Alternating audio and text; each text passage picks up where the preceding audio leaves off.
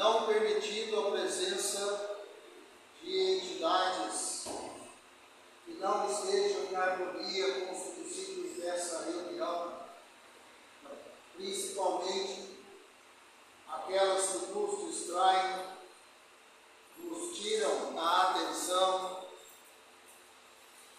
fazem com que o nosso pensamento se disperse e tenhamos dificuldades de entender os textos reservados para a noite de hoje.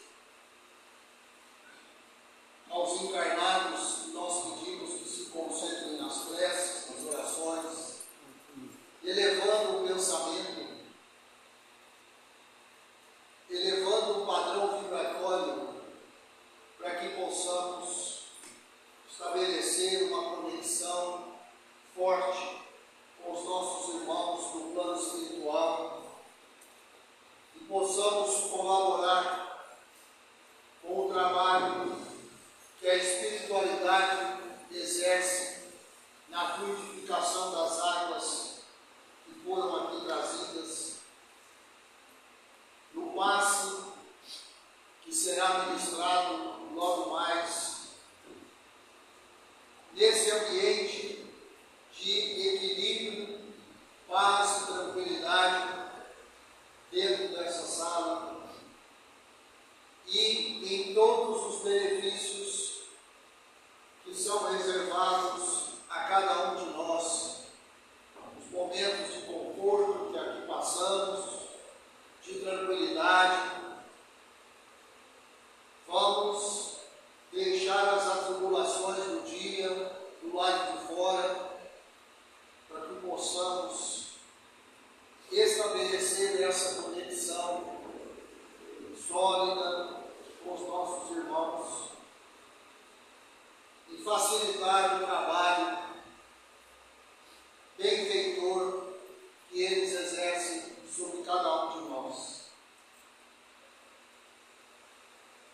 Eu quero também que todos incluam nas suas vibrações, nas suas orações, os agradecimentos pelo nosso companheiro Luiz, que se submeteu a 2 cirurgias recentemente, já se encontra em casa, se recuperando e brevemente, se Deus quiser, ele estará fisicamente de volta aqui no nosso convívio. Sempre lembrando de pedir, mas sempre também temos que lembrar de agradecer. As cirurgias que ele fez foram bem-sucedidas, então temos muito que agradecer. E hoje também, especialmente, eu quero que todos peçam, que todos vibrem pelo nosso irmão, esse que está aqui presente, que é o senhor Miguel. O senhor Miguel hoje está completando 96 anos. Não é para qualquer um, né? Quase um século, né? E aguentar o fone. Então, quer dizer, você realmente está sendo testado ao extremo, né? Porque não é fácil suportar o fone, né? Mas é a graça de Deus, né? Que deu esse filho. Você tem dívidas, então você tem que pagar as dívidas, né? Pelo menos uma parte delas. Então, que todos vibrem pelo nosso companheiro, né? Que a espiritualidade continue acompanhando o senhor Miguel, como fez até hoje, e que ele ainda esteja fisicamente entre nós por muitos e muitos anos, comemorando essa data. Que Deus abençoe. Muito bem. Vamos então ao nosso estudo do Livro dos Espíritos de hoje, aqui na tela. Hoje nós vamos concluir esse tópico aí denominado o sono e os sonhos. Já tem algumas semanas que a gente vem estudando esse tópico. Hoje nós vamos concluir. Aí na segunda parte do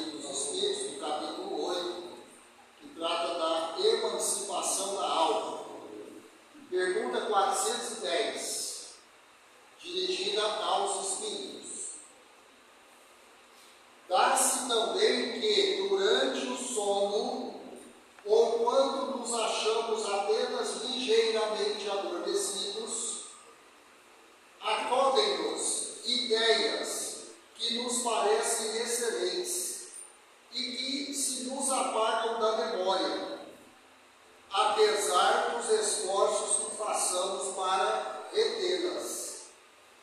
De onde vêm essas ideias? Então, os espíritos estão sendo questionados sobre uma situação que muitas vezes acontece com cada um de nós. A gente tem um sonho, nesse sonho ocorrem algumas ideias, muitas vezes até ideias que vão ajudar a solucionar um problema, né?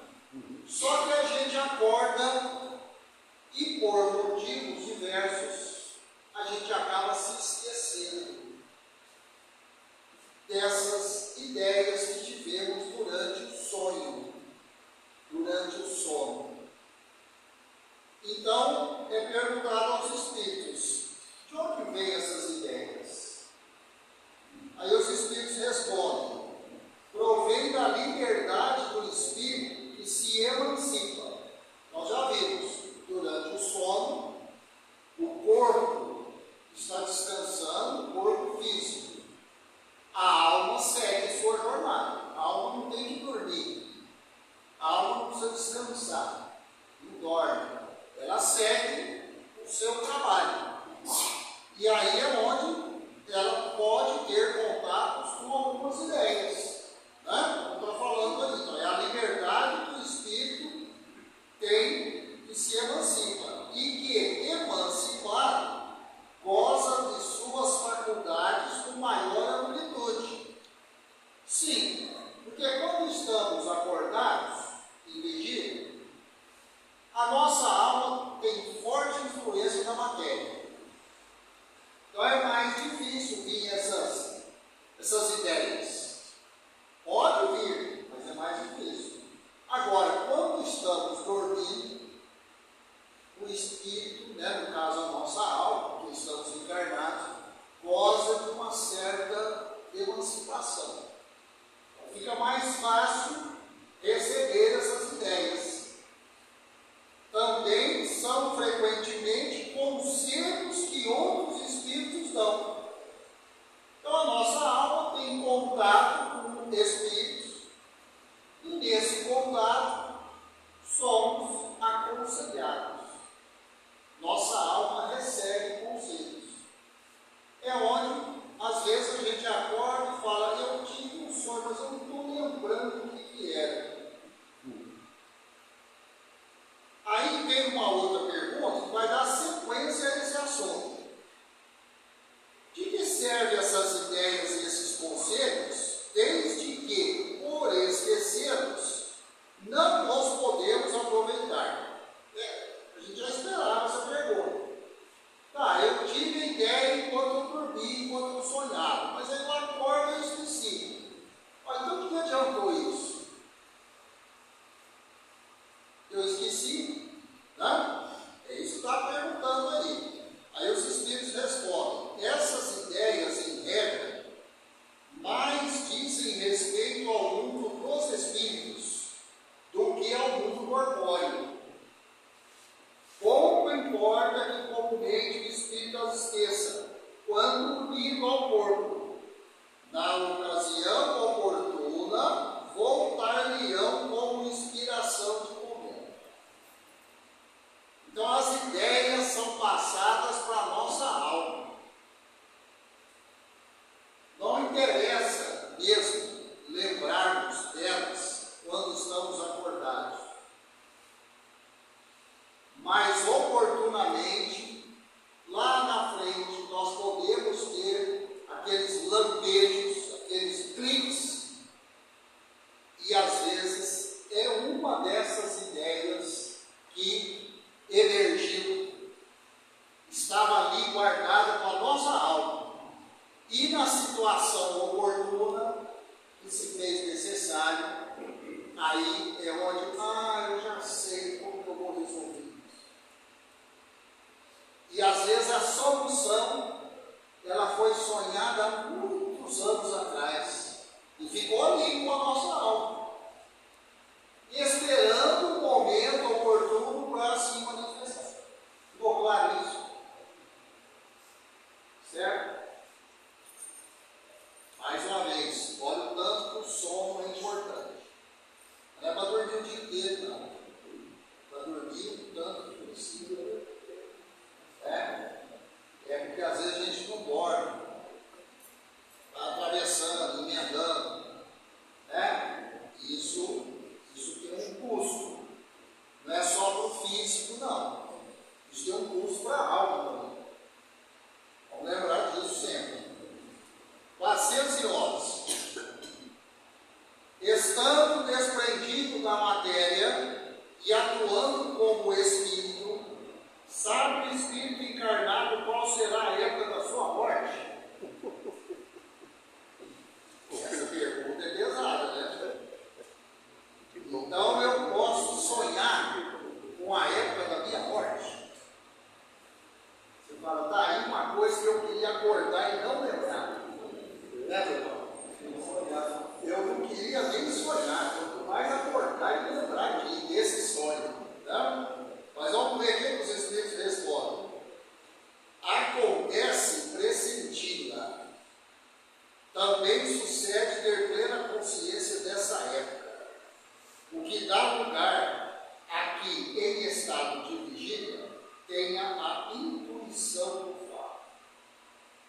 Por isso é que algumas pessoas preveem com grande exatidão a data em que virão a morrer. Não tem nada de aterrorizante nisso. É um processo natural a morte. Totalmente natural. Não tem idade, não tem época, não tem condição, não tem pré-requisito nenhum. É inevitável. Vai acontecer como? Pode acontecer com algumas horas de vida, alguns dias, algumas semanas. Pode viver 100 anos, né, Miguel? Então, não dá. Não existe.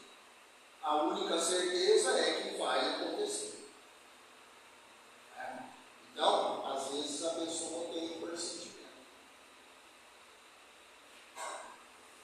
E se tem um equilíbrio, um entendimento, por exemplo, da doutrina, já entra num estado de calma, de tranquilidade, porque é só uma passagem.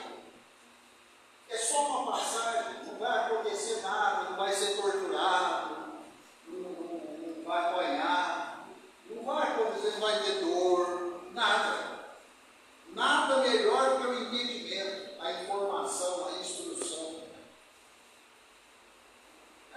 A gente vê aí, quando temos a oportunidade de acompanhar algum desencarne, quando a pessoa tem um pouquinho de instrução, é um desencarne sereno, pacífico. Não tem aquele desespero, aquela agitação. Principalmente se há o entendimento daquele que está desencarnando e dos que estão em volta, auxiliando. É o fim de uma jornada. E todos nós temos esse fim definido. Então, cabe a gente ser instruído acerca disso. E não tem que ficar aterrorizado. A gente aterroriza quando não tem instrução. Falo sempre isso aqui. Quando a gente não tem conhecimento, a gente teme tudo. A gente tem medo de tudo quando a gente não tem conhecimento. E não é só disso aqui, não, é de qualquer assunto. De qualquer assunto. Dos mais simples, corriqueiros, aos mais complexos. 412. E última pergunta. Pode a atividade do espírito durante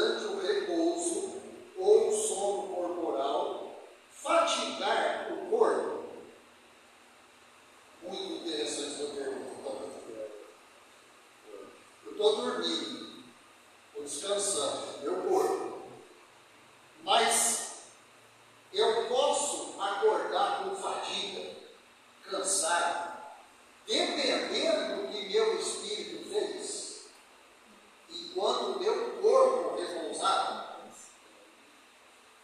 pode, pois que o espírito se acha preso ao corpo, qual balão cativo ao poste. Já vimos isso também. Assim como as sacudiduras do balão abalam o poste, a atividade do espírito reage sobre o corpo e pode fatigá-lo. Por isso que a gente falou esses dias aí, antes da gente repousar, nós temos que pedir por nós mesmos, uma boa noite, uma noite serena, bons sonhos, uma noite na companhia de bons espíritos. Né? Hora de dormir, eu ainda acordado, eu preciso estar mais equilibrado, mais tranquilo. É o pré-requisito para eu ter uma noite tranquila. Agora, se eu vou dormir, barriga cheia, algo no sangue, acabei de discutir, passei a noite inteira brigando, discutindo, encrencando com todo mundo, fica quase impossível ter uma noite tranquila. Quase impossível. Aí eu vou acordar numa situação não muito boa no dia seguinte.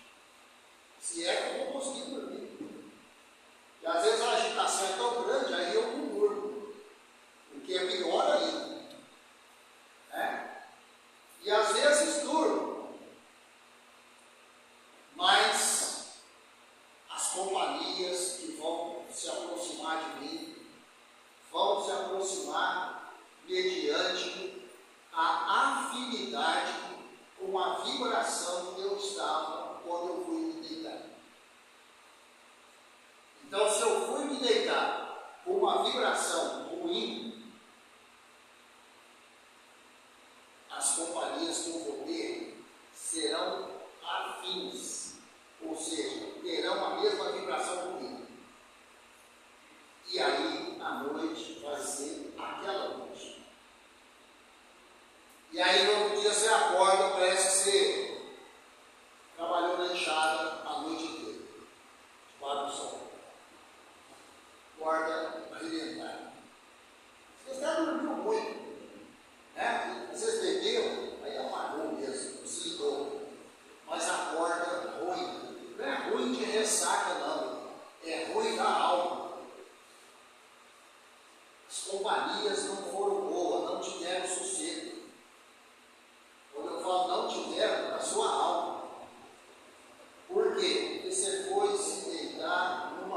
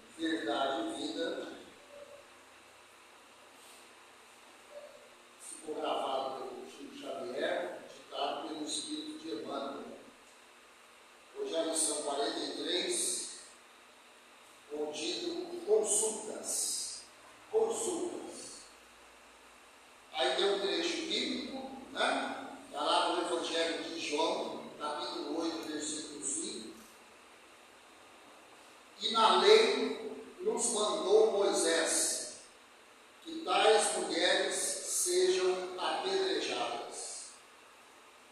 Tu, pois, que dizeis? Então está escrito lá no Evangelho de João. Na lei nos mandou Moisés, lei mosaica, portanto, que tais mulheres sejam apedrejadas. Está se referindo às mulheres adúlteras. Tu, pois, que dizeis? Essa pergunta foi feita ao mestre maior. Essa pergunta foi feita a Jesus. Tá? Então, capítulo 43, aí, intitulado Consultas do livro Caminho, Verdade e Vida, psicografado por Chico, ditado por Humano, analisa a passagem bíblica de João, capítulo 8, versículo 5, na qual fariseus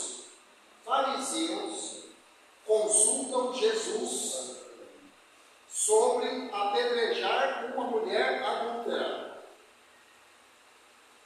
Emmanuel destaca que, em vez de respostas imediatas a consultas de má fé, Jesus oferece silêncio sábio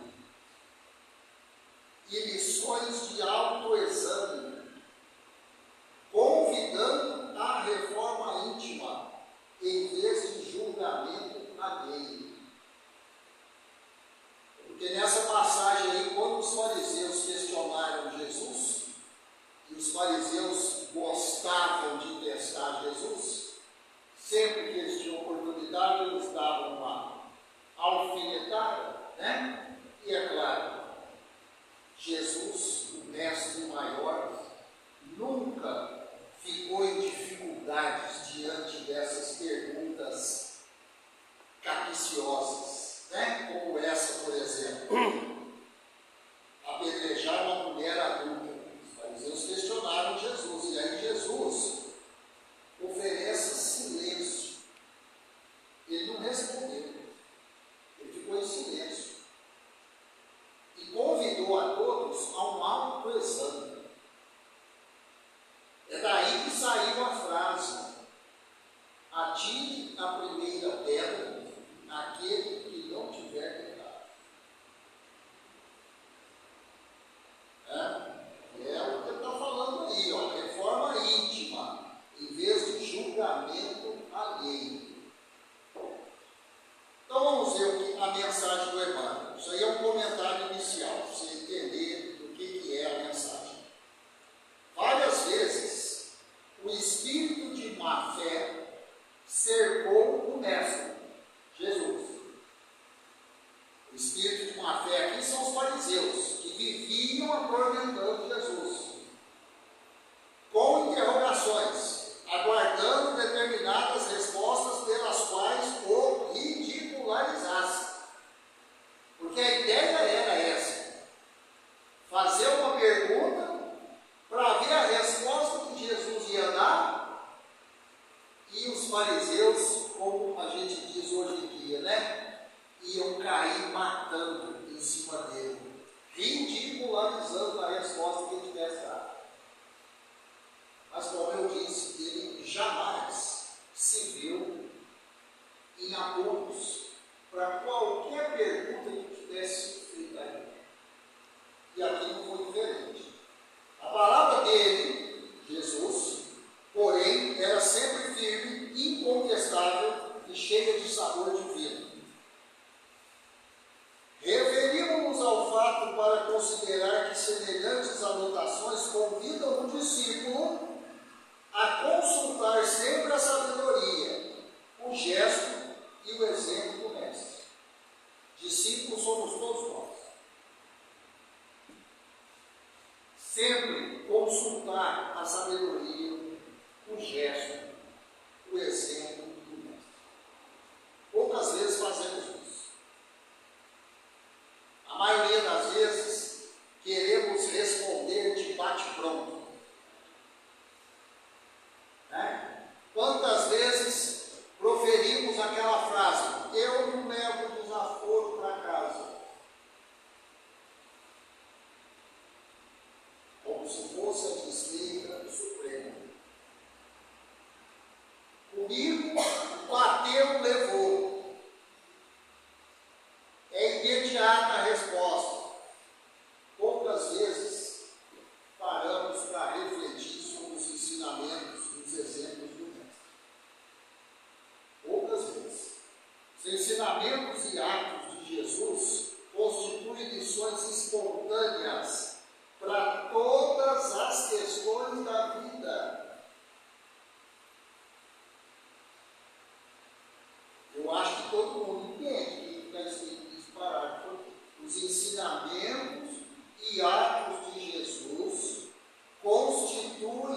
soluções espontâneas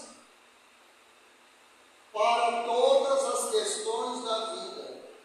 Todas. Jesus tem resposta para tudo.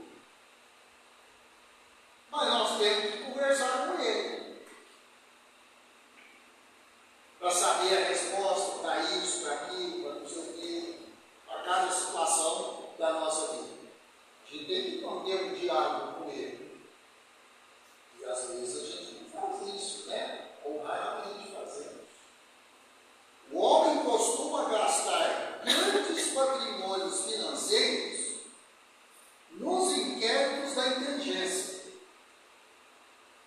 O parecer dos profissionais do direito custa, por vezes, o preço de angustioso sacrifício. Entenda bem, aqui na sala talvez tenha alguém do direito. As palavras não estão ofendendo ninguém do direito. Não é isso.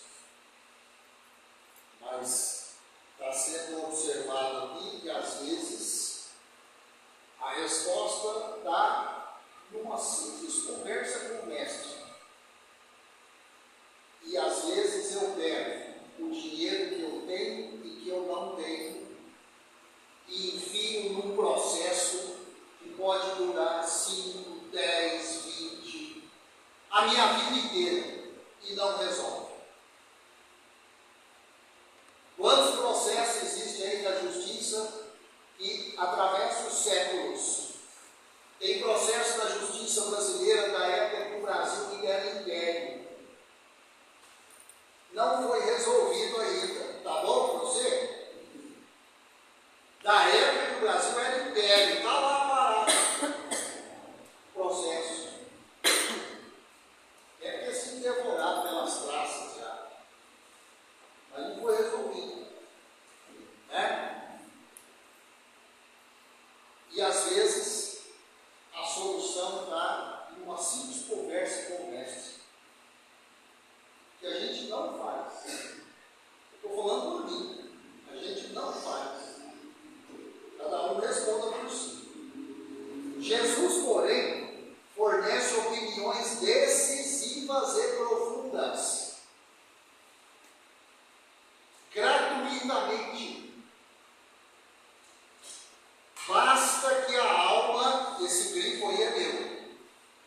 Eu que grifei. Basta que a alma procure a oração, o equilíbrio e a quietude. É só isso. A alma, a nossa alma, procure a oração, o equilíbrio e a quietude.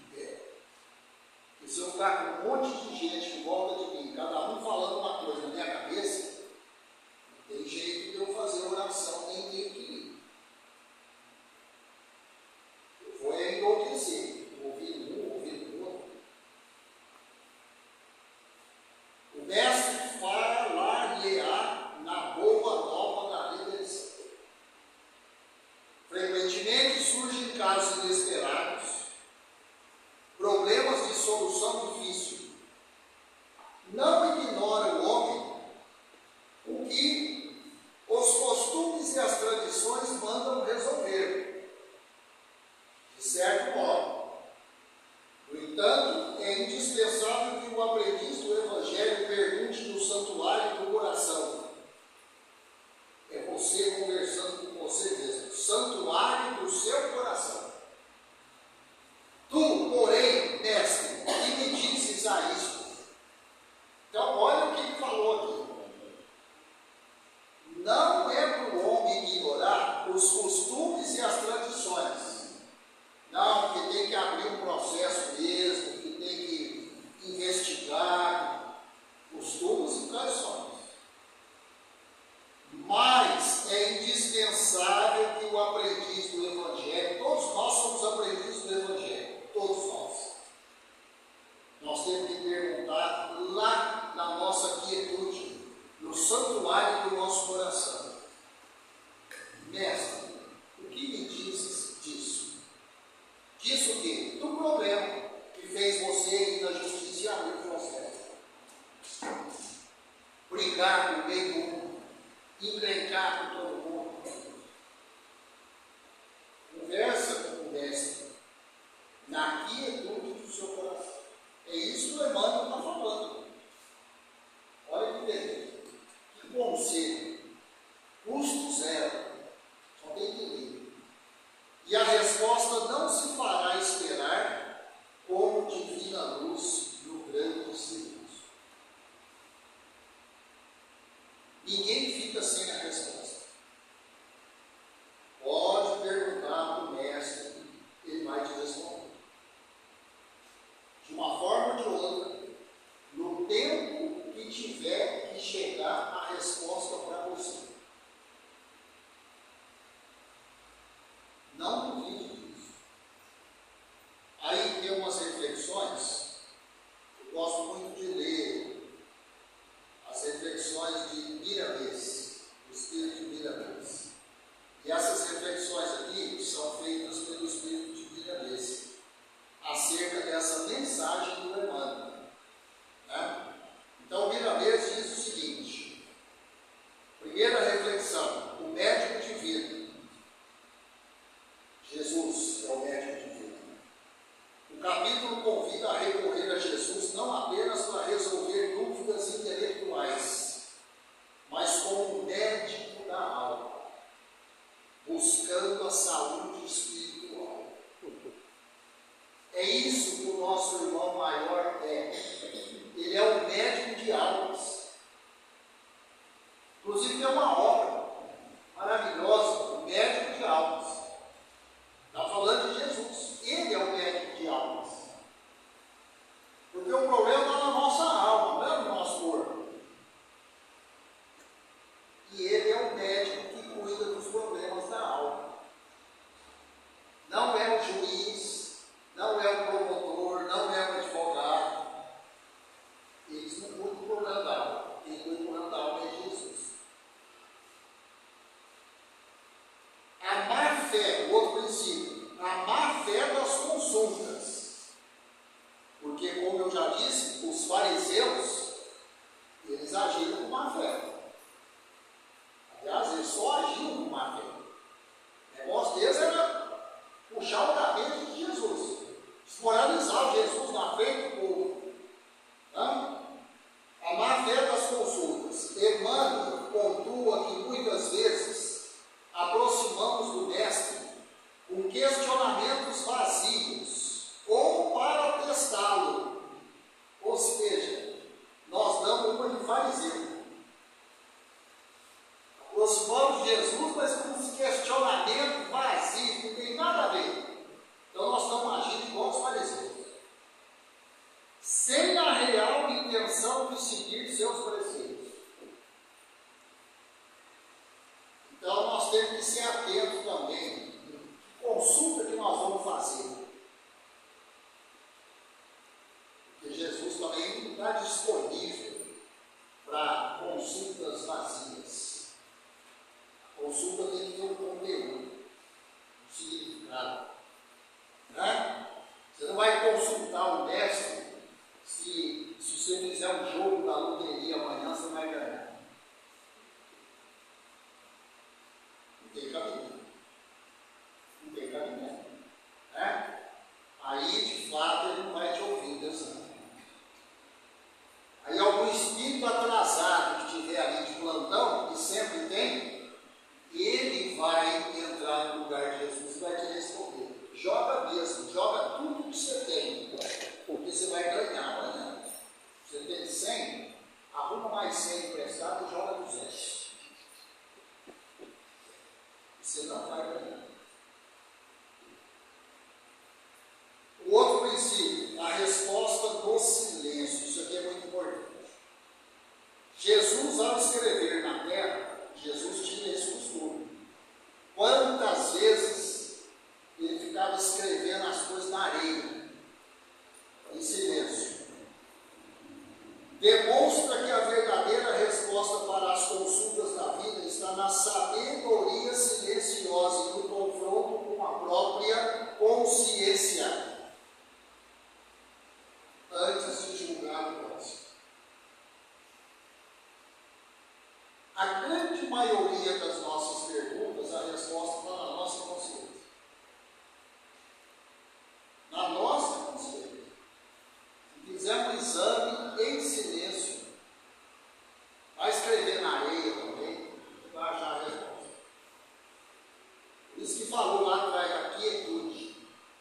Quietude é uma coisa muito importante. A quietude é uma coisa muito importante. É um momento para você encontrar você. Porque no meio do turbilhão, a gente se perde. Você não sabe nem onde você está.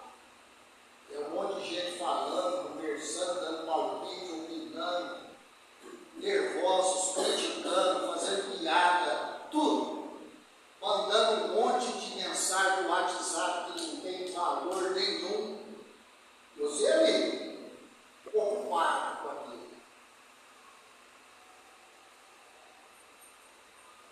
Um minuto de silêncio. Você vai encontrar a resposta para muita coisa. Jesus deu a receita.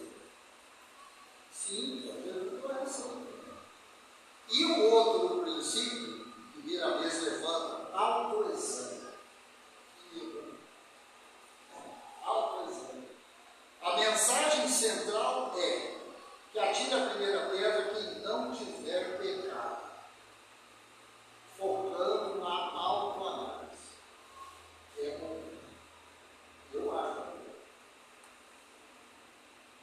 Eu acho mais fácil analisar cada um de vocês do que analisar eu mesmo. Marcos. Esse é o meu erro, né? E o erro de todos. A gente é doutor em analisar o outro. Mas olha, então agora analisa você mesmo. Aí você não precisa nem por onde começa.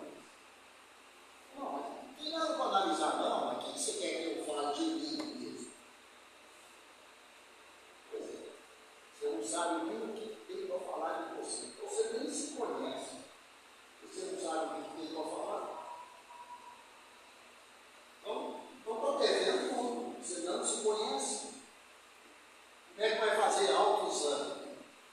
Para fazer autoexame tem que se conhecer. Conheça-te a ti mesmo. E se eu conheço um pouquinho de mim, eu posso fazer autoexame. Mas se eu não me conheço, eu vou fazer autoexame. Se eu nem me conheço, aí realmente eu vou ficar mudo. Eu não sei o que eu tenho para falar de mim. Fala.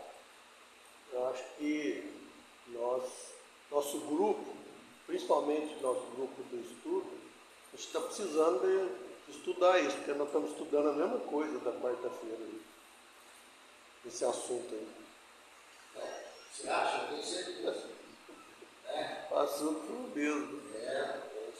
Deve Até, ser porque a gente está precisando. às vezes, mesmo os demais que estão aqui, você fala, nossa, mas tem umas coisas que são sempre repetidas.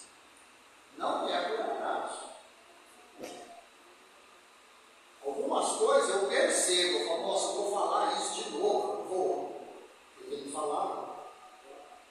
E nós vamos falar a vida inteira. E vai saber a quantas vidas eu estou falando isso. E a quantas vezes nós não estamos ouvindo a mesma coisa. E vamos continuar falando, ouvindo. Porque a gente tem uma dificuldade de entender muito grande. Quando a gente tem dificuldade de entender, a gente tem que ficar repetindo. Não é assim que faz com as crianças? Não está entendendo, você fica repetindo. É isso. Muito bem.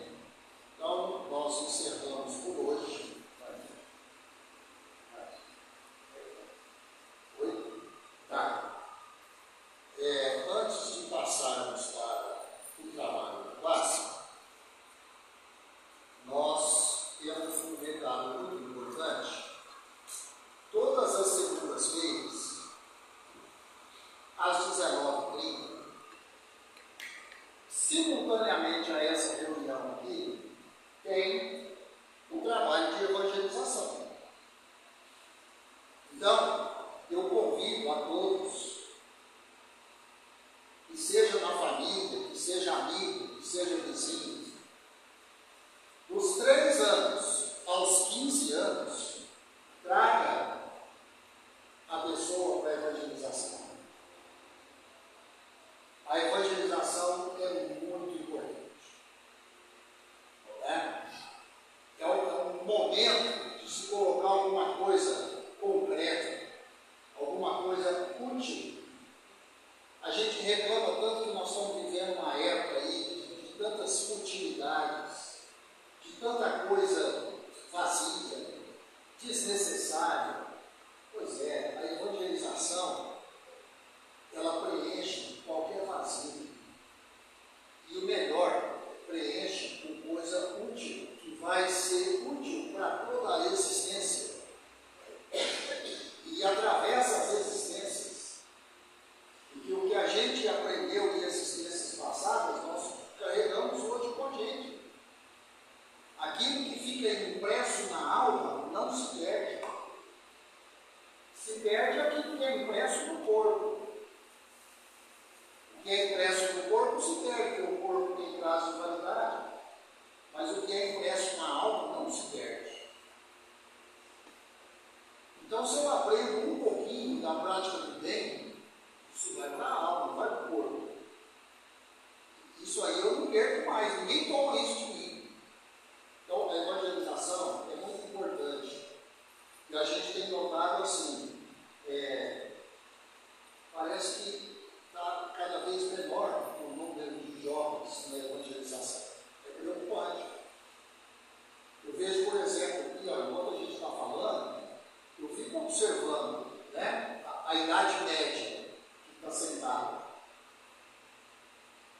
Não tem como não observar isso. Mesmo porque é a área do trabalho, então não tem jeito de eu não ver isso. E eu sei que ainda tem jovens, crianças para frequentar esse trabalho. Então, estão convidados, traga o vizinho, traga o parente, o neto, o sobrinho, quem for. Tá? Porque às vezes a pessoa não sabe que tem esse trabalho na casa. E agora todo mundo aqui está sabendo.